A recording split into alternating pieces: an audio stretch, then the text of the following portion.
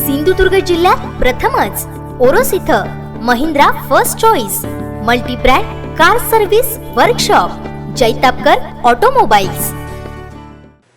आम्हाला फक्त 24 तास द्या, पोलिसांना त्या 24 तासात सुट्टीवर पाठवा। एलईडी फिशिंग बंद करून दाखवतो, आता रक्त सांडले तरी 72 पारंपरिक मच्छीमारांना न्याय देणारच असा आर्या पारचा इशारा आमदार नितेश राणे यांनी दिला। पाहुयात काय म्हणाले नितेश राणे।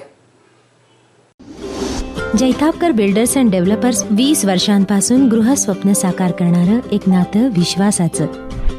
अनधिकृत पद्धतीने होणाऱ्या फिशिंगला पहिल्या दिवसापासून आम्ही त्याच्या विरोधात आहोत। मी एकमेव आहे ज्यांनी अनधिकृत फिशिंग आणि पारंपरिकांच्या विरुद्ध आवाज उचलण्यासाठी माझ्यावर आज केस चालू आहे। माझ्यावर मी कोर्टाच्या फेऱ्या मारतोय, माझ्यावर पोलिसांनी मला जेलमध्ये टाकलेलं होतं। म्हणून इथेच ना थांबता LED लावून फिशिंग बंद करायचे ना, मला 24 तास तुम्ही द्या, पोलिसांना बाजूला ठेवा आणि 24 तास द्या आणि मग तुम्ही स्वतः डोळ्यांनी पाहाल की LED लावून फिशिंग करणारा एक पण बोट तुम्हाला किनारपट्टीमध्ये समुद्रामध्ये दिसणार नाही। अहो शेवटी धाक आणि धमक असली पाहिजे आणि त्यांना अगर कायद्याची भाषा समजत असेल ना LED वाल्यांना, तर मग आम्ही कायदा तोडण्याची भाषा काय असते हे पण LED लावून फिशिंगला आम्ही दाखवून देऊ। एक पण बोट आणि एक पण त्याच्यातला असलेला व्यक्ती हा परत आपल्या घरी सुरक्षित जाणार नाही। मग गोळ्यांची भाषा असेल, रक्ताची भाषा असेल, ते पण करण्यासाठी आमच्या पारंपरिक मच्छीमारांसाठी आम्ही तयार आहोत, हे तुम्हाला तुमच्या माध्यमातून त्यांना सांगतो। कारवाई होते, त्या कारवाईमध्ये तुटपुंज दंड, खरं म्हटलं तर अनधिकृत फिशिंग करणाऱ्या लोकांना मारलं जातं। CIZचा जो सर्वात मोठा प्रश्न आज आमच्या किनारपट्टीच्या समुदायाच्या समोर आहे, आज त्यांना महसूल खातं नोटिसेस पाठवत आहेत। ते किनारपट्टीवर असलेले जे हॉटेलधारक आहेत त्यांना 50-50 हजारच्या नोटिसेस मिळालेल्या आहेत। या सगळ्या बाबतीमध्ये कुठल्याही पद्धतीचं संरक्षण ह्या सत्ताधारी लोकांनी त्यांना दिलेलं नाही आहे।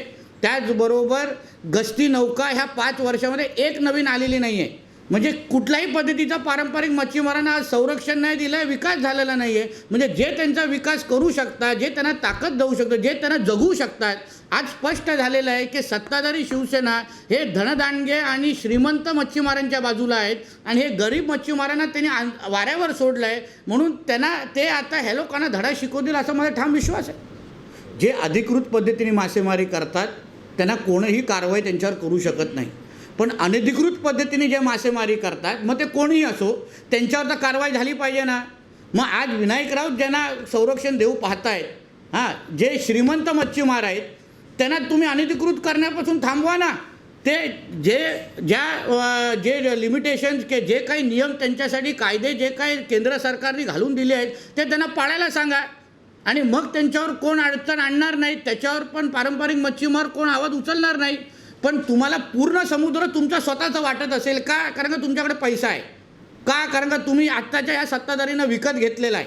म्हणून ह्या गरीब मच्छीमारांचा आज वालीच कोण राहिलेला नाही आहे। म्हणून 19ला ते आपली आवाज, आपला जो आवाज आहे तो मतपेटीच्या माध्यमातून दाखवतील असा माझा ठाम विश्वास आहे। महाराष्ट्र स्वाभिमान पक्षाच्या जाहीरनाम्यामध्ये जे आमचे अधिकृत उमेदवार हे सन्मान्य निलेश राणे साहेब आहेत, त्यांच्या जाहीरनाम्यामध्ये पारंपरिक मच्छीमारांना पूर्ण पद्धतीने संरक्षण, CRZ प्रश्न हा 100% सोडवणं, खावटी कर्जामध्ये मच्छीमारांना सामील करून त्यांचं कर्ज माफ करून देणं, डिझेल परतावण्याचे पैसे 100% माफ करून घेणं आणि गस्ती नौका मच्छीमारांच्या संरक्षणासाठी पूर्ण पद्धतीने उपलब्ध करून देणं, हे 5 ठळक मुद्दे तुम्हाला आमच्या जाहीरनाम्यामध्ये दिसतील आणि दिलेले शब्द पूर्ण करणारे महाराष्ट्र स्वाभिमान पक्षाचे नेते मंडळी आहेत हेही तुम्हाला सांगतो। त्यांना कोण अडचण करणार नाही, कारण का तुम्ही समजू जो नियम पाळून काम करणारा मच्छीमार, मग कोणी असो, व्यापारी असो, मच्छीमार असो किंवा उद्योजक असो, जो नियम पाळत असेल तर त्याच्यावर कारवाई करण्याचा अधिकारच नाही आहे। पण अनधिकृत लोकांना पण तुम्ही संरक्षण देत असाल, त्यांच्यावर अगर कारवाई करत नसाल, आता LED लावून फिशिंगबद्दल साहेब नियम आहेत, कायदे आहेत। मग 2014च्या अगोदर LED लावून फिशिंग नाही असायची आमच्या किनारपट्टीवर, मग काय तुम्हाला संरक्षण दिलं म्हणून काय तुम्ही LED लावून फिशिंग नावाचं बक्षीस आमच्या मच्छीमारांना दिलं आहे का? खावटी कर्ज असेल किंवा डिझेल परतावना माफ करण्याचा विषय असेल, आज 1 रुपया पण डिझेल परतावना माफ झालेला आहे का? खावटी कर्ज तुम्ही शेतकऱ्यांना जे दिलं त्याच्यामध्ये मच्छीमारांना का सामील करून दिलं नाही? अगर 2014ला पारंपरिक मच्छीमारांनी शिवसेनेला समर्थन केलं तर त्या शिवसेनेला समर्थन करण्याचं बक्षीस तुम्ही 5 वर्षामध्ये त्यांच्यावर अन्याय करून दिला आहे का? मग आमचा प्रश्न असा आहे, मग 2014च्या नंतर होणारा जो हा अन्याय आहे त्याच्याबद्दल त्यांनी 19ला जाब विचारावा, कारण का आत्ता त्यांच्यावर आत्महत्या करण्याची पाळी आलेली आहे. मत्स्य दुष्काळ जाहीर करा असं आमच्या किनारपट्टीचे पारंपरिक मच्छीमार जाहीर करायला सांगतायत. म्हणजे विचार करा, 5 वर्षामध्ये आमच्या अर्थकारणाला किती मोठा फटका लागलेला आहे. कारण का कोकण किनारपट्टीचं अर्थकारण हे आंबा, काजू, मासेमारीवर चालणारा आणि पर्यटनावर चालणारं आमचं अर्थकारण आहे. आणि त्याच्यामध्ये अगर आमचे मच्छीमारच अगर आत्महत्या करण्याची भाषा करत असतील तर मग आमचा कोकण विकसित कसा होणार?